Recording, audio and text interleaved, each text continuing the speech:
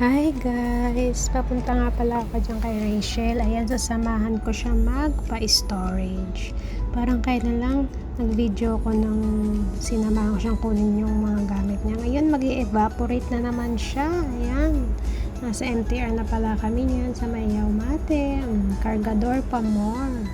Ayan, tinulungan ko siyang mag-bit-bit niyan. Ayan, nasa MTR na kami. Papunta kami niya ng Central. Happy yarn? Parang hindi na-terminate O, diba, fresh ang lola. Tapos ayun nga, nandun na kami sa storage niya. Ayan, sinulat niya na yung pangalan niya. Inutusan niya ako dyan magsulat. Tapos ayan nga, nililitis na si Pangit. Charot. Tapos yun, nadaanan namin itong Monkey Home sa Central. May buy one, take one. Tapos meron daw free. Syempre, mahilig sa free ang mga lola. Tapos ayan, bumili siya ng shampoo niya, yung Creme Silk. Tapos pumunta kami ng Charter Road. May dadadaan lang kami nagpo-praise and worship dyan. Mga Pilipino yan. Tapos, punta kami ng Charter Road kasi mag-video nga kami patawid. Ayan si Pangit. No? Lakad pa more.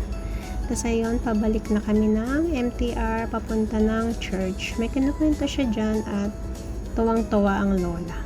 Ewan ko at nakalimutan ko nung sinasabi niya, maghagdan na daw. Tapos ayun, pumunta kami ng Jollibee. Ayun si Pangit, nag-order ako ng spaghetti. Ayan, nahawak ko na ang spaghetti. Charot! Tapos yun, parang nahuhulog yung sauce, kaya pinahawak ko kay Pangit. Tapos ayun, dumating na kami sa church, kumain na kami, bye!